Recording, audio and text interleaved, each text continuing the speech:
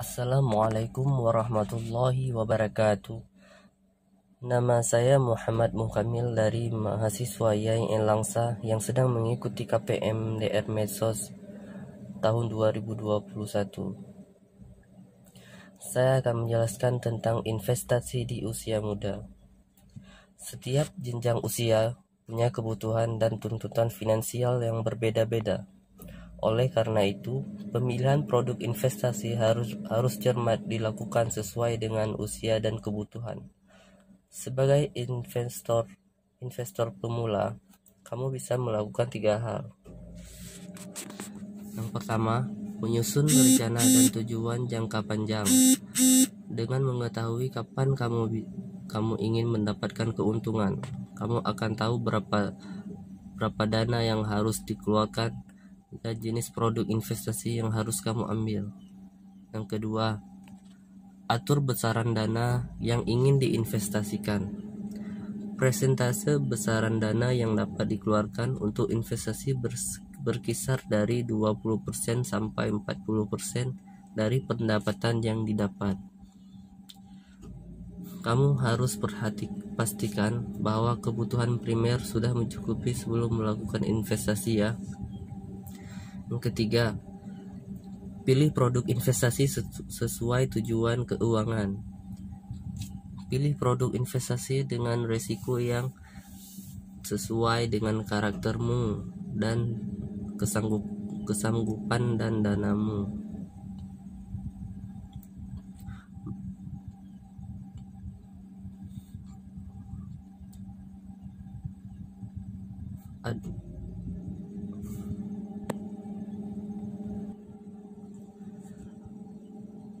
Jenis investasi yang cocok untuk anak muda.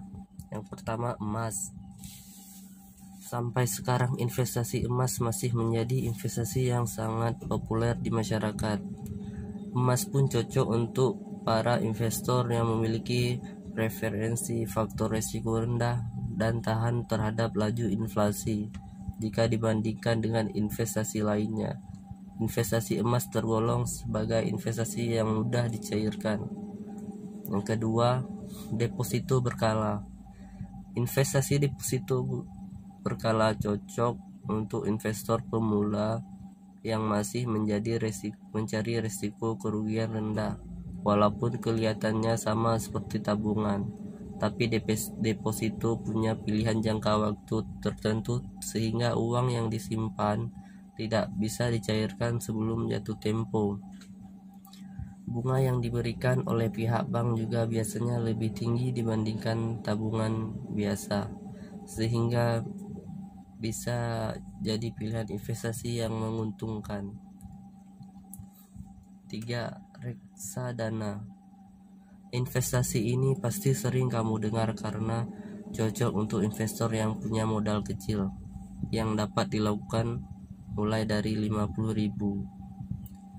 Di investasi reksadana, dana investasi yang terkumpul dari para investor akan dikelola oleh manajer investasi. Risiko kerugian ataupun keuntungan yang didapatkan akan dibagi secara rata kepada seluruh investor. Besar kecilnya keuntungan ataupun risiko yang kamu dapatkan tergantung dari jenis reksadana yang kamu pilih. Jadi pastikan kamu memilih perusahaan investasi yang tepat sejak awal, di mana perusahaan tersebut telah memiliki reputasi dan bisa diandalkan. Keempat, surat berharga negara. Dikenal dengan surat utang negara atau SUN.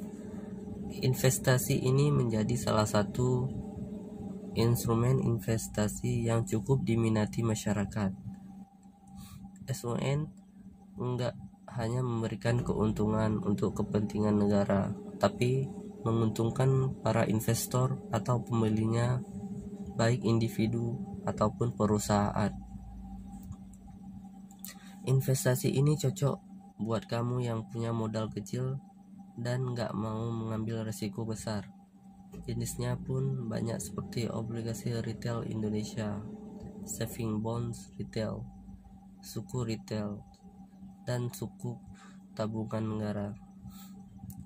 Untuk membelinya, kamu harus update jadwal-jadwal pemesanannya. Kelima, saham. Investasi saham adalah bukti bahwa kamu turut menyertakan modal di dalam suatu perusahaan. Gak perlu modal besar untuk berinvestasi saham dan memiliki bukti kepemilikan atas sebuah perusahaan atau badan usaha.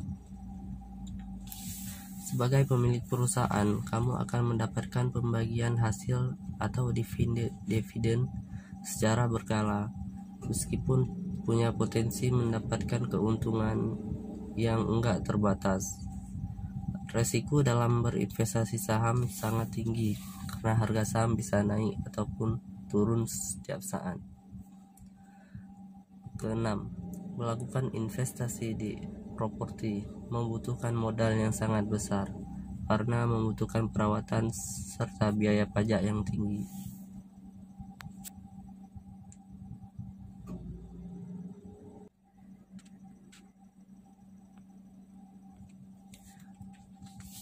Yang ketujuh, investasi pendidikan paling mungkin mengubah nasibmu.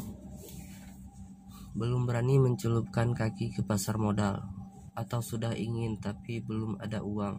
Tenang, tak ada cara lain kok. Ada cara lain kok untuk tetap berinvestasi demi masa depan yang lebih cerah. Salah satunya adalah dengan serius di pendidikan yang sedang kamu lakoni saat ini. Pendidikan adalah investasi terpenting dan untuknya kamu layak menghabiskan biaya sebanyak mungkin. Jangan pelit mengeluarkan uangmu untuk ambil kelas tambahan bahasa asing, ikut coding course, atau ambil kelas screenwriting. Dengan menambah pengetahuan dan keterampilan, akan makin besar pula kesempatanmu mengubah nasibmu.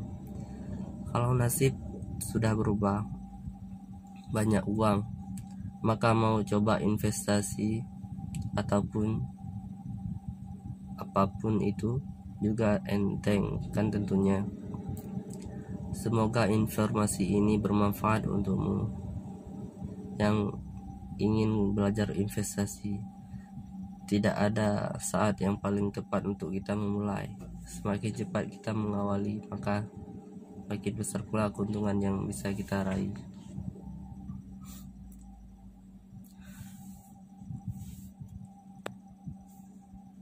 Demikian podcast saya. Assalamualaikum warahmatullahi wabarakatuh.